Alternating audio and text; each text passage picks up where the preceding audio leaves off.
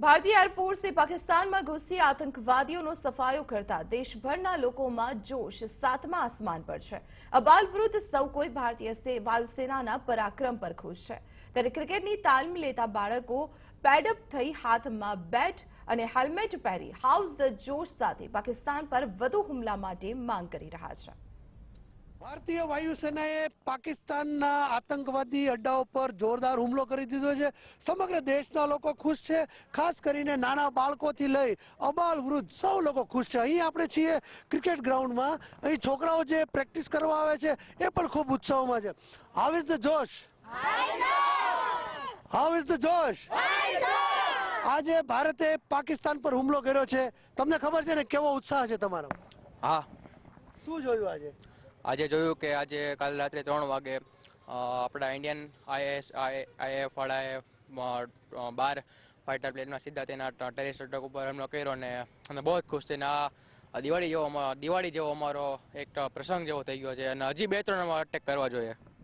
તમને બીજા કોને ખબર છે પાકિસ્તાન ઉપર હુમલો કર્યો એ યુદ્ધ છે? કોને ખબર છે? તને ખબર છે? શું થયું આજે? આજે બહુ ફાઇટર પ્લેન્સથી પાકિસ્તાન ઉપર હુમલો કરવામાં આવ્યો છે। 200 થી 250 માણસોને ટેરરિસ્ટને મારવામાં આવ્યા છે અને અમને બહુ મજા આવી। અમને હજી એવું થાય છે કે હજી 2-3 એવા હુમલા કરવા જોઈએ અને એનાથી વર્લ્ડ કપ પણ ના રમવો જોઈએ લોકો। હજી પણ વધુ હુમલા કરવા છે। આપણી સાથે બીજા કેટલાક યુવાનો વિદ્યાર્થીઓ છે। How is the Josh? How is the Josh? Jai Hind! How is the Josh? જય Hind. How is the Josh? તમામ બાળકો જે છે, નાના બાળકો, એમના પણ આજે ભારતે જે હુમલો કર્યો તમને શું લાગે છે? હું એમ કહેવા માંગુ છું જે આપણા ભારત ઉપર 40 વર્ષથી હુમલા થતા હતા અને આજે એનો જવાબ જે મોદી સાહેબ આપ્યો છે, આપણી ઇન્ડિયન સેના આપ્યો છે, ઇન્ડિયન એરફોર્સ આપ્યો છે, તે બહુ 21 તોપની સલામી બરાબર આપ્યો છે, ઈંટનો જવાબ પથ્થરથી આપ્યો છે અને બસ હવે આવી જ રીતે ભારત કોઈ દી ઝૂકશે નહીં। ભારત માતા કી! ભારત માતા કી! જય! હાઉ ઇઝ ધ જોશ? હાઉ ઇઝ ધ જોશ? હાઉ ઇઝ ધ જોશ? તો વધુ કેટલાક વડીલો છે જે કોચ છે એમને પૂછીએ, શું છે તમારી પ્રતિક્રિયા?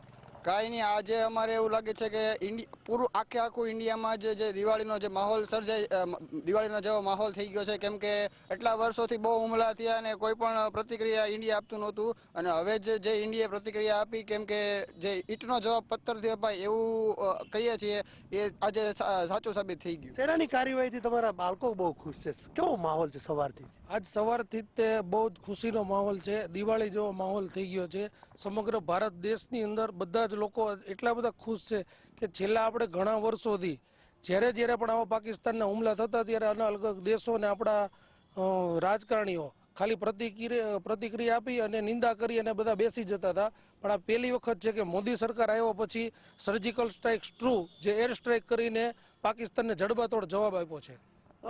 કેવું લાગે છે? આ છોકરાઓ ખૂબ ખુશ છે, તમે પણ જય હિન્દના નારા લાગી રહ્યા છે, ટૂંકમાં કહો કે આજનો દિવસ કેવો છે તમારા માટે? સૌથી પ્રથમ તો ઇન્કલાબ જિંદાબાદ અને હિન્દુસ્તાનના બચ્ચા જ નહીં, હું તો કહું છું હિન્દુસ્તાનને જે અંદર જે જાનવરો છે ને આજ એ પણ ખુશ છે।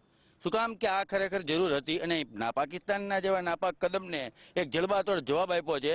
તો હું એક શેર બાબતે કહેવા માંગીશ ક્રિકેટની ભાષામાં, કેમ કે તેના પીએમ પણ ઇમરાન ખાન ક્રિકેટર છે, એટલે એક શેરની ભાષામાં હું એને જવાબ દેવા માંગીશ કે ના બલ્લે કી ધાર છે ના ગેંદો કી બોછાર છે, અબ હર બચ્ચા પાકિસ્તાન કા ડરેગા, હમારે હિન્દુસ્તાન કી સેના છે।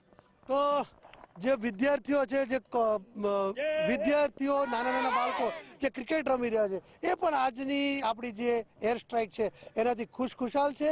દેશમાં આજે દિવાળી જેવો માહોલ છે, પાકિસ્તાનને સબક શીખવનાર જે પાયલોટો છે એને લોકો સલામ કરી રહ્યા છે। મહેન્દ્ર બગડા, TV9।